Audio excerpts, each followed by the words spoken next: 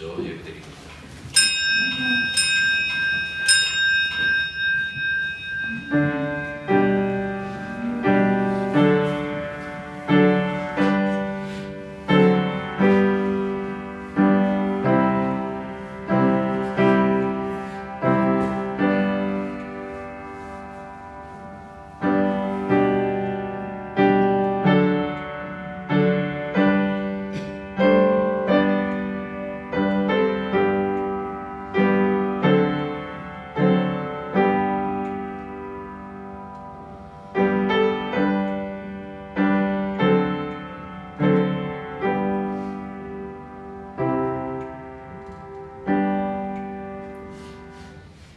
부산은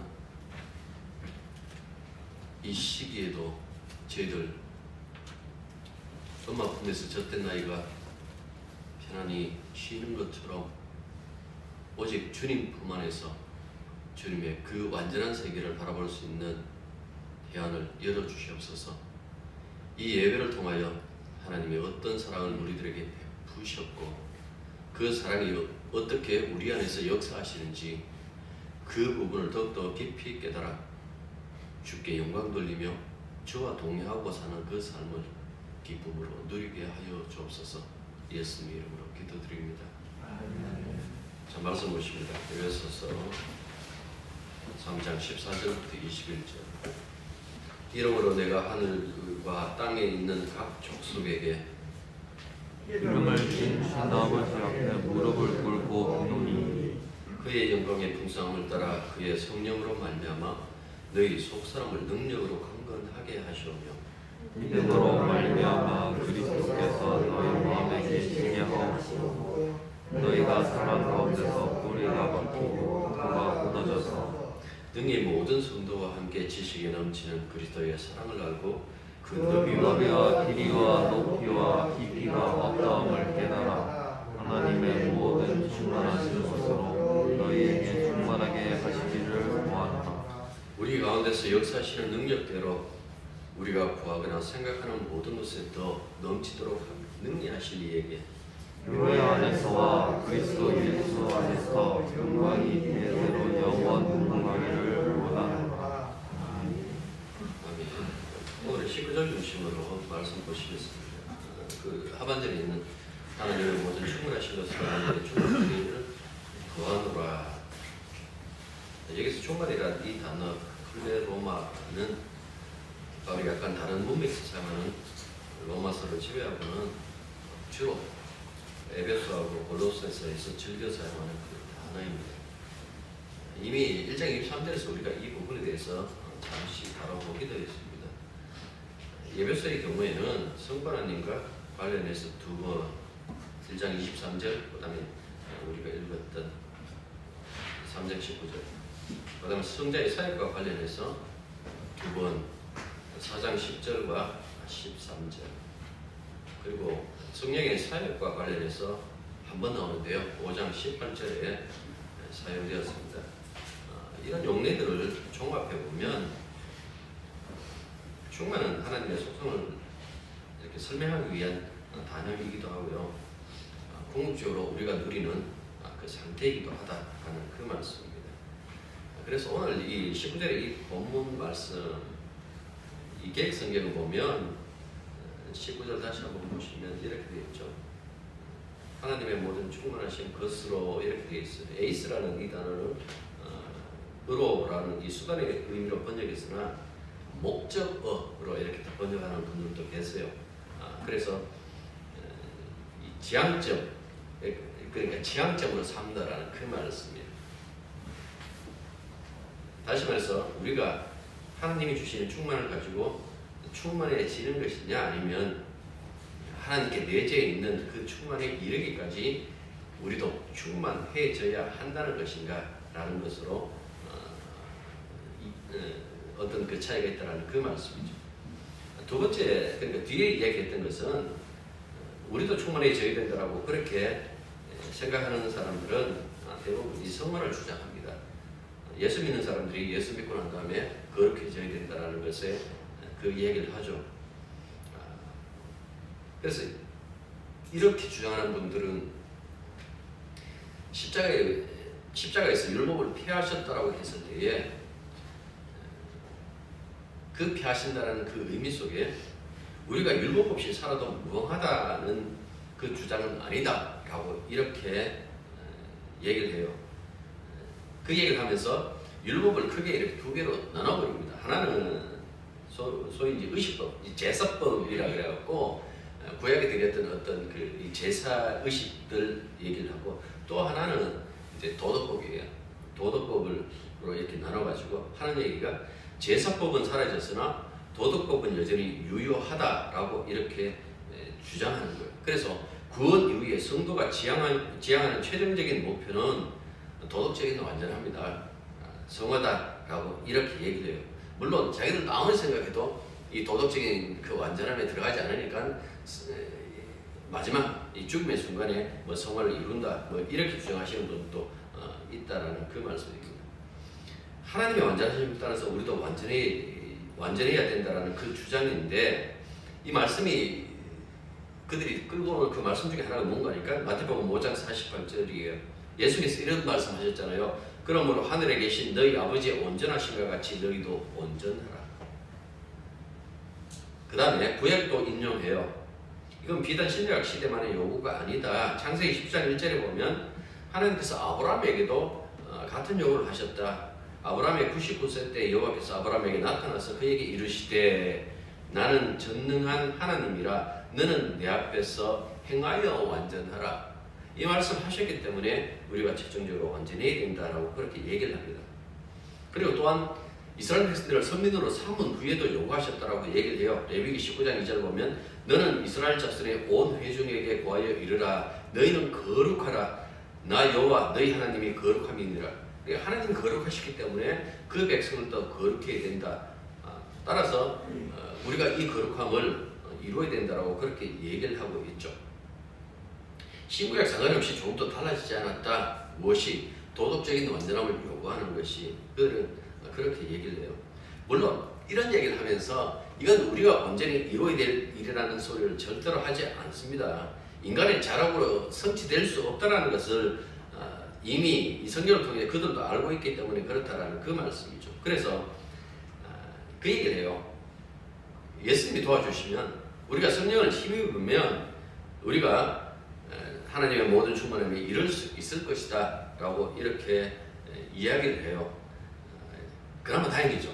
그냥 인간 스스로 인간에게 모든 것을 맡겨놓는 것이 아니라 우리가 주님의 힘을 입으면, 그리고 그 힘을 가지고 살아가면 우리가 하나님의 그 요구하시는 그 충만함을 이룰 수 있다고 얘기를 하니까 그나마 다행이다라는 그 말씀입니다.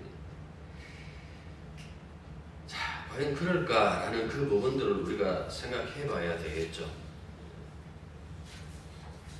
과연 내 노력, 주님의 도우심을 입는다 할지라도 과연 그것이 가능할까? 과연 우리는 성화가 될까? 라는 그 생각을 가만히 한번 여러분들 돌이켜 보십시오. 인간이 나이가 먹는다고 더 나은 사람 됩니까? 아니면 교회 안에서 직분이 높다는 것도 참 웃기는 이야기지만, 사람들이 생각하는 것처럼 직분이 계속해서 이렇게 상승한다고 사람이 나아집니까? 아니면 목사가 되었다고 그 사람이 성화가 되어서 더 나아집니까? 왜 이런 오해를 하는 거니까 자꾸 율법을 나눠요. 의식법, 도덕법, 그렇게 나눈 데서 어떤 이것이 이런 어떤 실수가 반복하고 있다라는 그 말씀입니다. 바울이 율법을 얘기할 때에 왜 하나님께서 사람들에게 율법을 주셨나라는 그 얘기, 갈라디아서, 로마서에서 분명히 선을 그어요. 뭐라고 얘기를 하니까 모든 사람을 죄아래 가두기 위해서 그렇다라고 이렇게 얘기를 했어요. 가능성이 있다. 한번 착하게 살아봐라. 아닙니다. 내가 도와줄게. 한번 해봐라. 신구약 성경 중에서 하나님이 항상 그들과 함께 하셨고 그들의 도움이 되셨어요. 근데 과연 그들이 온전한 그 성화를 이뤘는가? 이루질 못해요. 그건 왜 그럴까요? 바울이 그 얘기를 하잖아요. 하나님께서 모든 인간을 주 아래 가두기 위해서라고 그렇게 얘기를 해요. 왜 그러면 주 아래 가두느냐?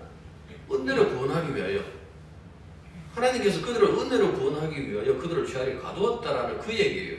그 이야기는 인간은 스스로 자기 구원을 이루지 못한다? 인간은 스스로 그 도덕적인 어떤 그 성숙함에 도달하지 못한다라는 그 사실을 분명히 이야기하는 거예요.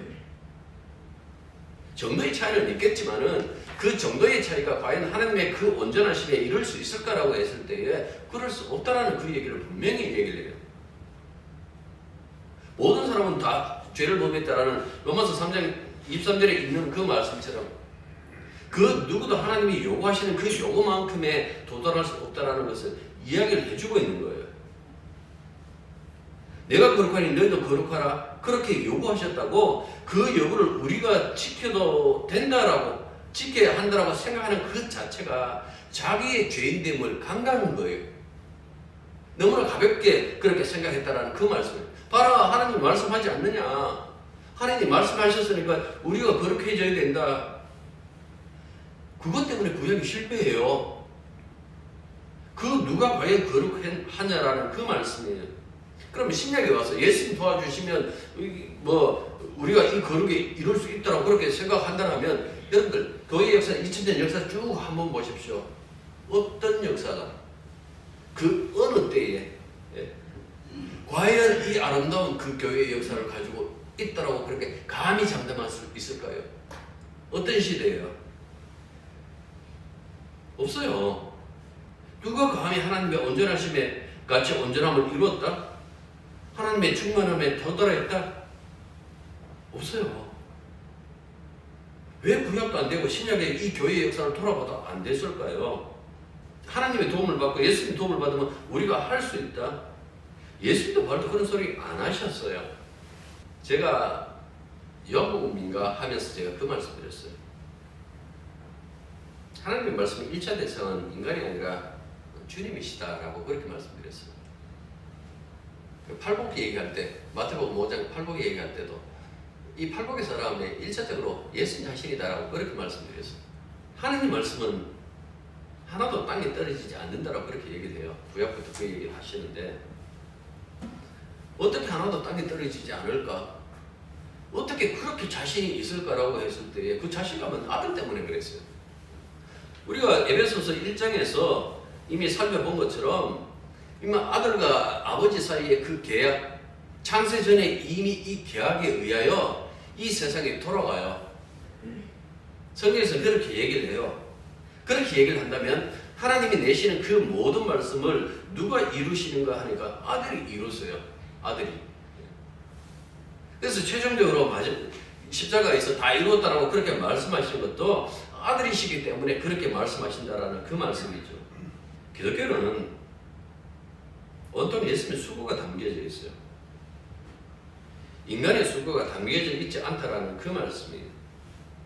예수님이 율법의 그 반쪽 의식분만 십자가에서 폐하신 것이 아니라 모든 것이 다 그렇다라는 그 말씀이에요.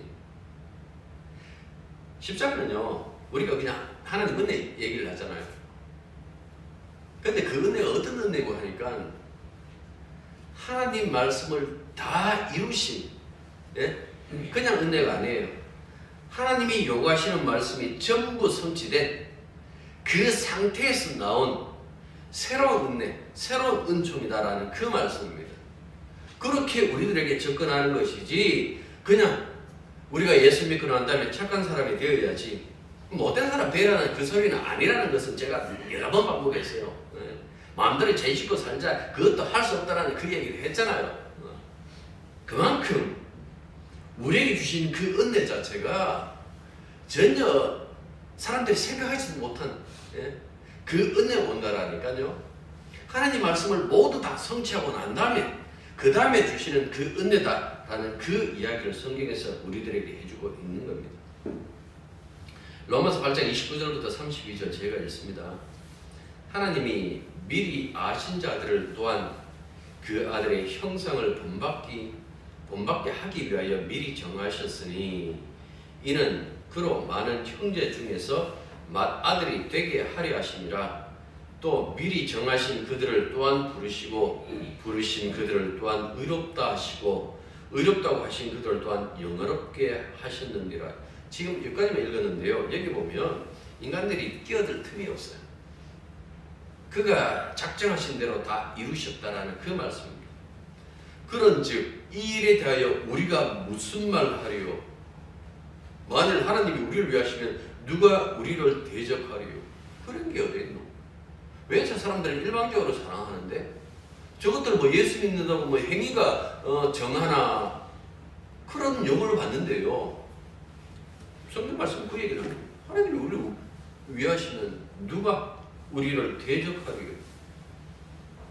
왜 저 사람 주는데 불공평하지 않느냐라고 했을 때 그때 늘 등장하는 분이 계세요. 자기 아들, 네 아들 십자가 못 박았는데 뭐 은혜다 하니까 하나님 저기서 희생이 없는 줄 아느냐? 세상의 창조주를 십자가에 못 박았다라고 그렇게 얘기를 해요. 자기 아들을 아끼지 아니하시고 우리 모든 사람을 위하여 내어주시니가 어찌 그 아들과 함께 모든 것을 우리에게 주시지 아니하겠느냐? 유구무원이에요. 인간은 이 일에 대하여 하나님이 하신 일에 대하여 유구무원이에요.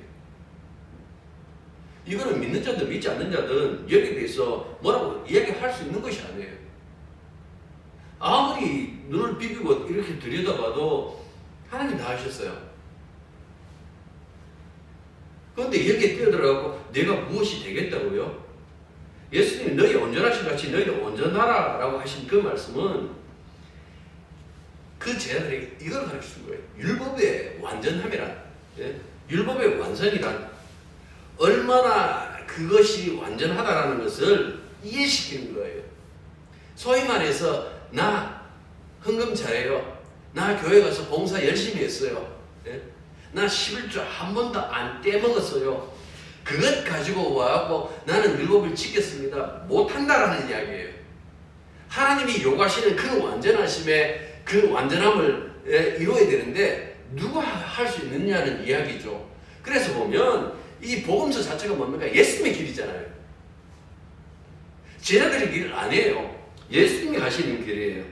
예수님께서 어떻게 이 율법을 완성시켰는지, 어떻게 하나님 말씀을 다 이루셨는지, 왜 당신이 이 세상에 오셨는지 그 얘기를 한다고요.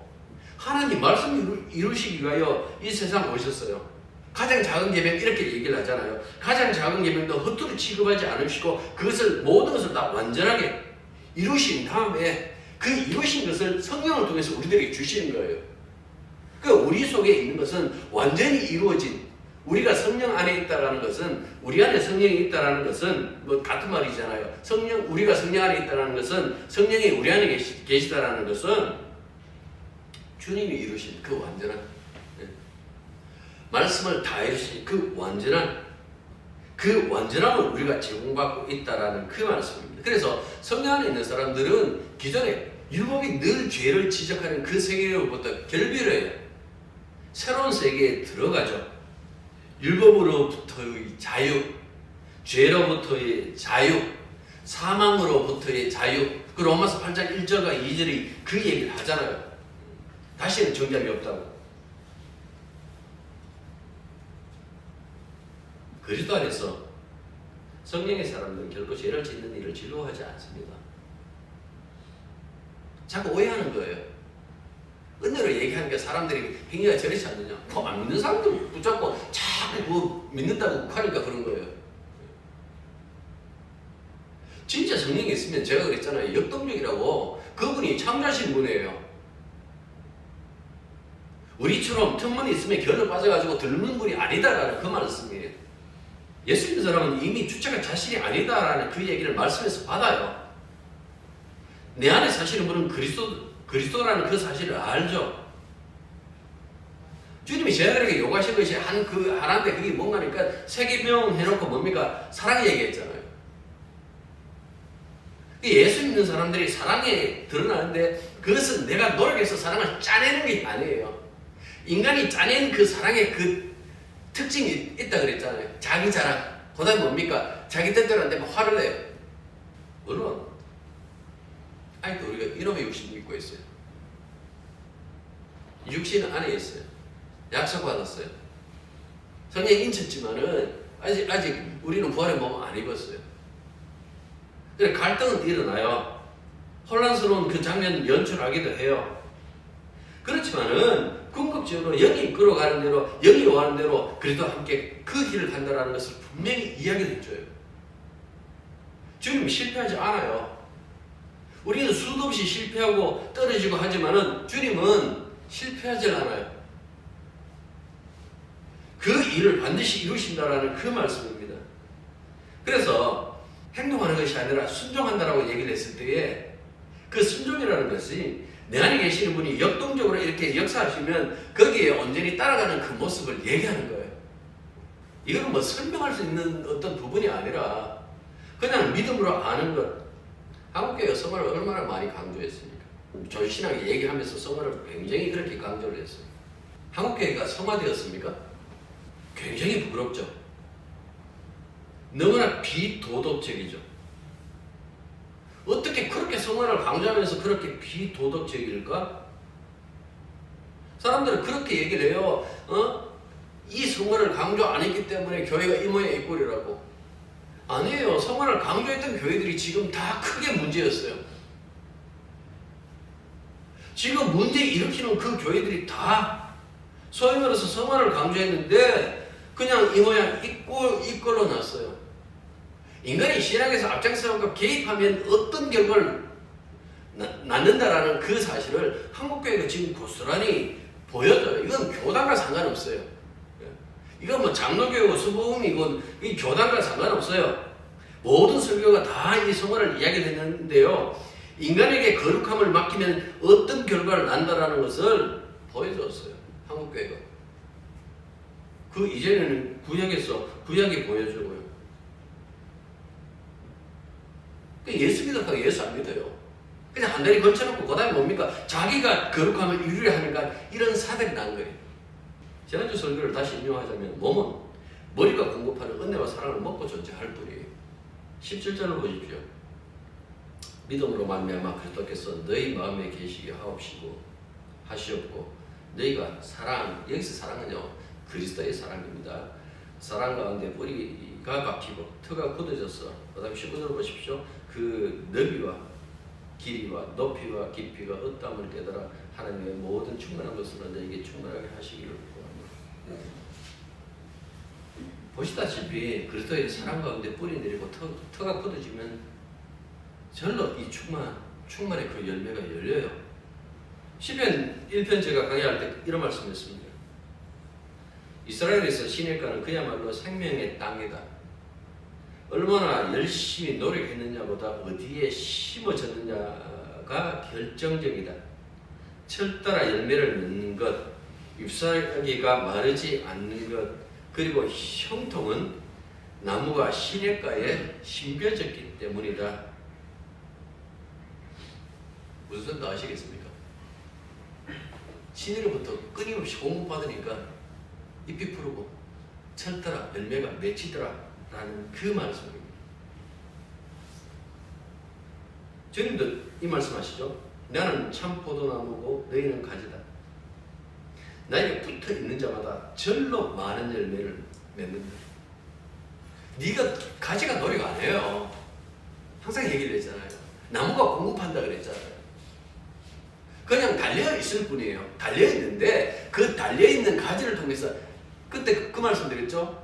참 고맙게도 그 열매를 가지에 달아놓는다 그랬잖아요. 우리가 맺는 그 모든 열매가 뭡니까? 주님이 하신 일이에요.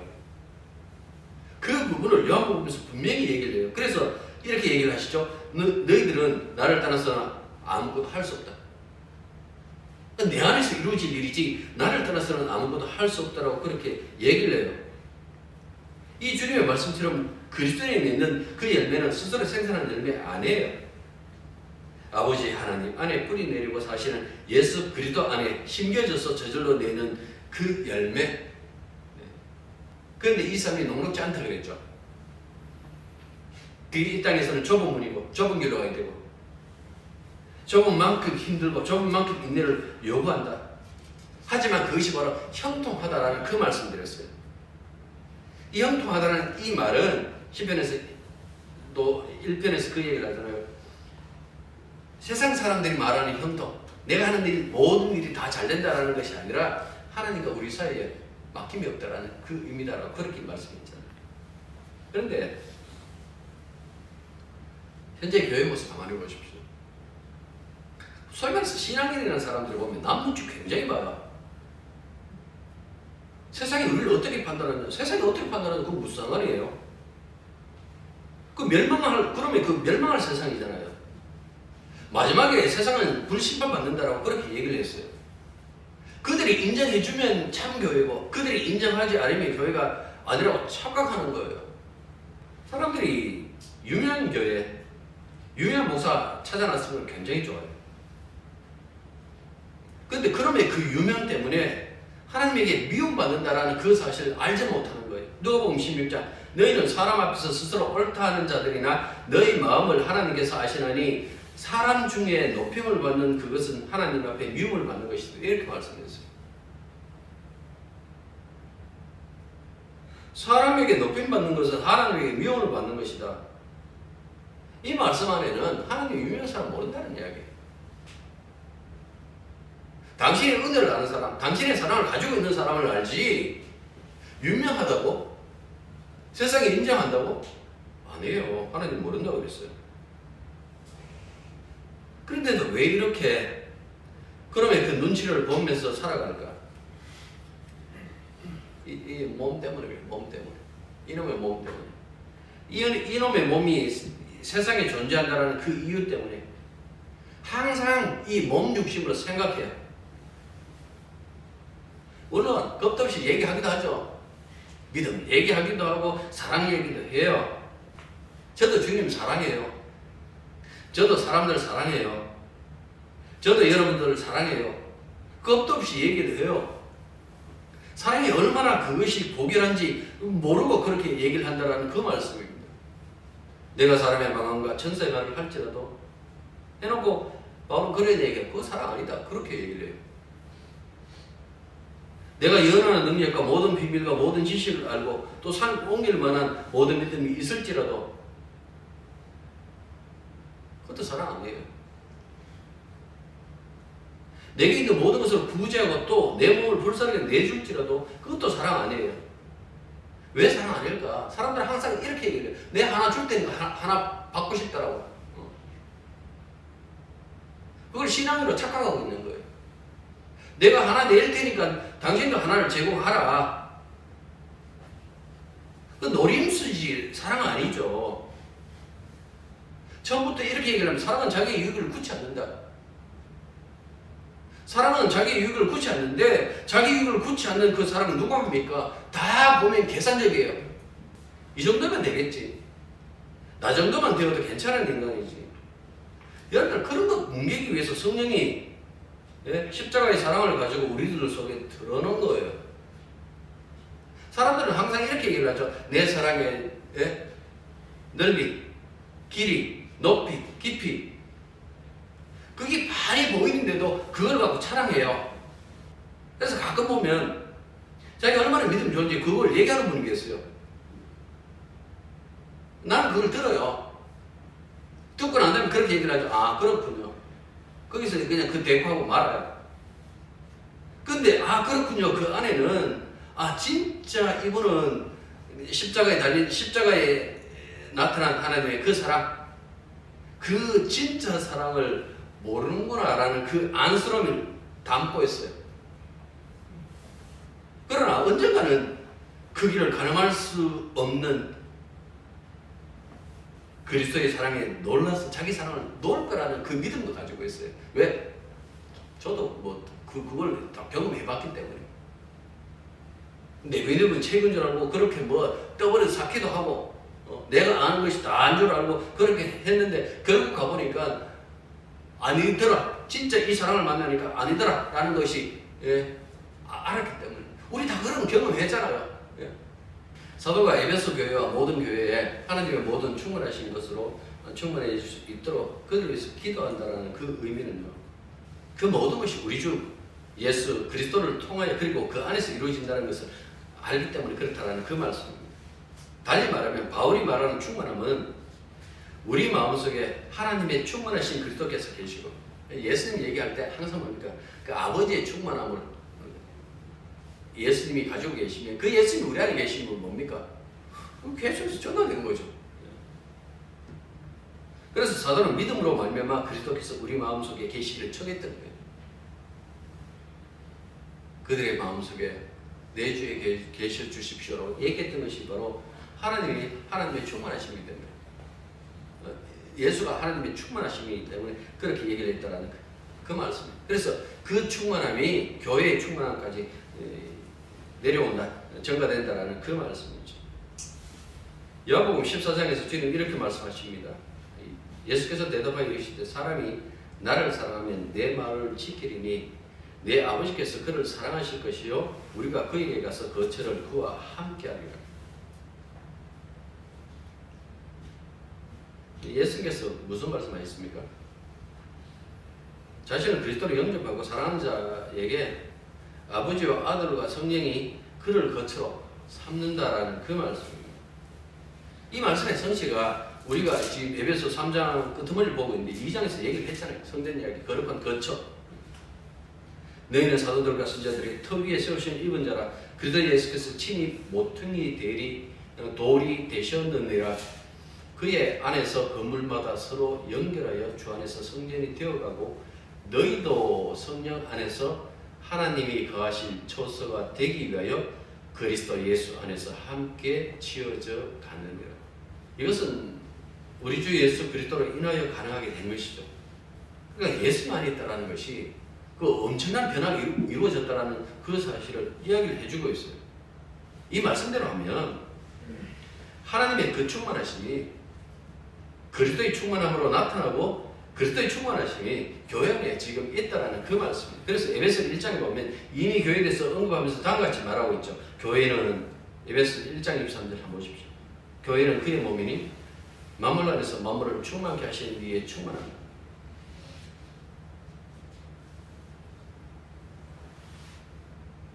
교회 안에 그리스도의 그 충만함이 있다라고 그렇게 말씀하고 있습니다. 골로새서 제가 잠시 갈게요. 아버지께서는 모든 충만함으로 예수 안에 거하게 하시고 또요 너희도 그 안에서 충만하여졌으니 그는 모든 통치자와 권세의 머리시라. 다시 말해서 그리스도는 하나님에 의해서 충만하게 되고 신앙인은 그리스도를 통해서 충만하게 된다는 그 얘기예요. 자, 4장 보십시오. 에베소서 10절 보십시오. 내리셨던 그가 곧 모든 하늘 위에 오르신 자니 이는 만물을 충만하게 하려 하십니다. 우주를 모든 면에서 충만케 하신 그리스도가 교회를 세웠다. 만물을 충만케 하는 그 일환으로 교회를 세웠다. 따라서 교회도 그리스도를 충만케 된다는 그 얘기죠. 자, 13절 보십시오. 우리가 다 4장 13절이요. 우리가 다 하나님의 아들을 믿는 것과 아는 일에 하나가 되어 온전한 사람을 이루어 그리스도의 장사한 분량에 충만한 데까지 이르리니.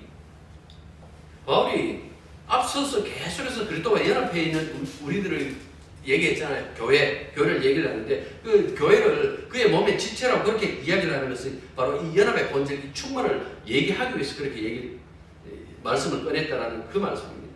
물론 이렇게 충만하니까 갑자기 신이 되어서 인간에서 벗어났다. 이단들 다 그냥 그렇게 생각하죠. 그런 얘기가 아닙니다.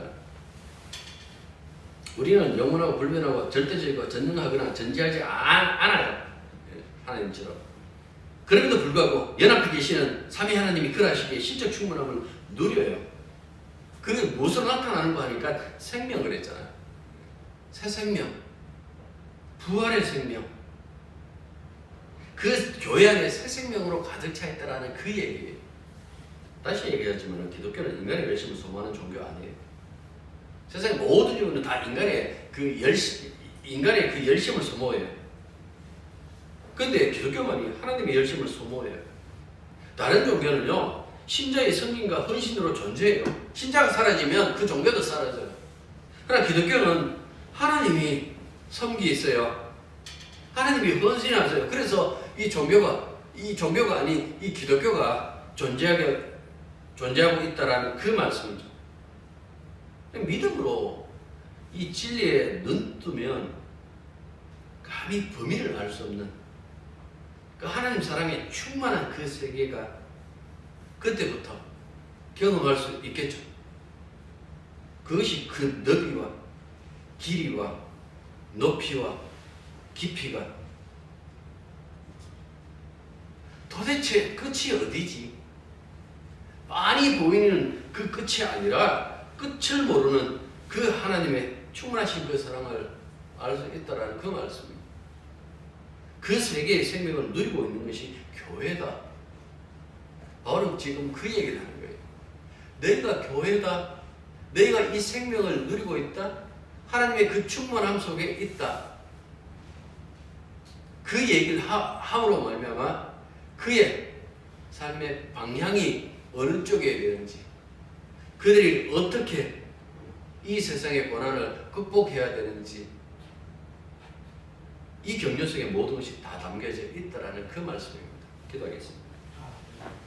하나님의 모든 충만한 것으로 충만되어져 있는 교회의 그 길이 비록 이 땅에서는 무명이고 이 땅에서는 만물의 찌꺼기처럼 취급받는다 할지라도 그 안에 새 생명이 들어있고 그 안에 영원한 세계가 들어있다라는 그 사실을 잊지 말게 해주시옵소서. 교회에 속한 이들로 하루하루 우리의 길을 갈 때마다 늘 주님이 이끄시는 그 길임을 깨닫게 해주시사 두려워하지 말고 주님이 이끄시는 그 길을 믿음으로 따라갈 수 있는 저희들이 되게 도와주시옵소서. 이 땅에 고통받고 있는 모든 당신의 백성들을 주님 생각하시며 그들의 삶을 이끄실 때 비록 이 땅의 그 고통이 고통으로 끝나는 것이 아니라 부활의 생명으로 다시 나타난다라는 그 사실을 기억하고 끝까지 믿음을 포기하지 않는 그런 교회가 될 수 있도록 도와주옵소서. 예수님 이름으로 기도드립니다. 제가 바로 축도하고 마치도록 하겠습니다. 이제는 우리 주 예수 그리스도의 은혜와 하나님 우리 아버지의 크고 놀라우신 사랑과 성령의 교통하심과 교자심이 진실로 하나님의 그 충만함 속에 충만함을 누리고 있다라고 생각하는 당신의 교회, 당신의 자녀들 위해 이제부터 항상 함께 있기를 축원합니다. 아멘.